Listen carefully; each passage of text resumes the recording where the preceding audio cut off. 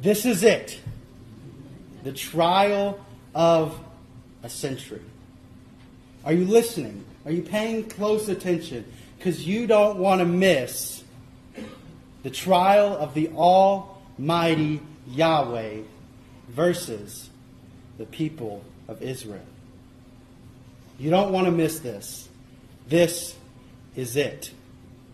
And it's found in Micah chapter 6. So if you would open up to Micah chapter 6. As was announced earlier, my name is Garison. I'm a sophomore at Crowley's Ridge College. Micah chapter 6. I'm going to be looking at the first 8 verses of this chapter. And I'm using the English Standard Version, the ESV. And I'm just going to start by reading these 8 verses in their entirety, and then we'll go back and look at the lesson. Hear what the Lord says. Arise, plead your case before the mountains, and let the hills hear your voice. Hear, you mountains, the indictment of the Lord, and you enduring foundations of the earth. For the Lord has an indictment against his people, and he will contend with Israel. O my people, what have I done to you? How have I wearied you? Answer me. For I brought you up from the land of Egypt, and redeemed you from the house of slavery. And I sent before you Moses, Aaron, and Miriam. O my people, remember what Balak, king of Moab, devised, and what Balaam, the son of Beor, answered him. And what happened from Shittim to Gilgal, that you may know the righteous acts of the Lord. With what shall I come before the Lord, and bow myself before God on high?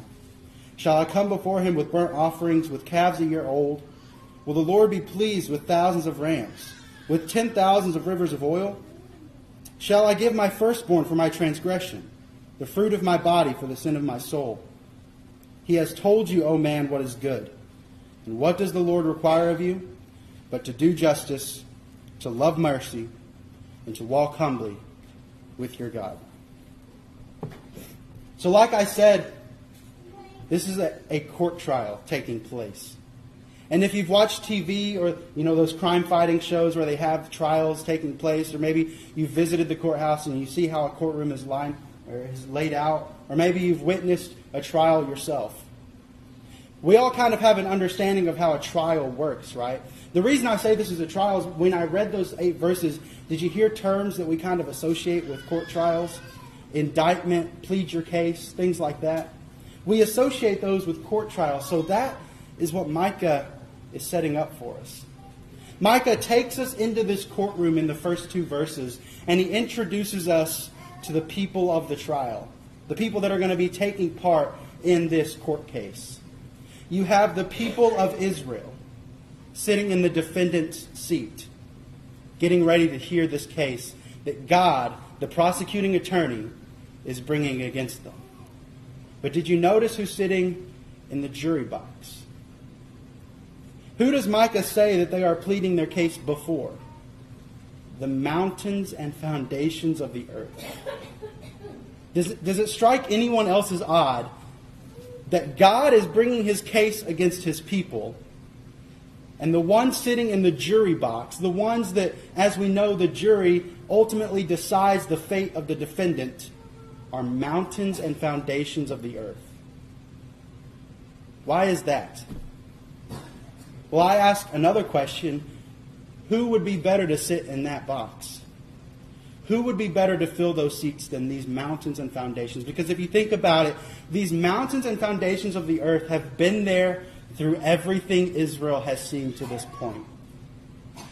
They were there before the nation of Israel was even a nation. They were there when Israel was taken out of Egypt and entered into that promised land. They were there as the nation defeated nation after nation to live in this land. They were there as this nation grew and developed into this strong, mighty nation it is. And it was there when the nation split into 2 different nations. And it was there when those 2 brothers of nations began fighting each other and began turning on each other and turned their back on God and began turning to idol worship. These mountains and foundations of the earth have seen it all. And if they had mouths and if they had voices, they could recount every step this nation has taken. So who better to sit in the jury box, to hear the case of God versus his people, than the ones that have seen it all?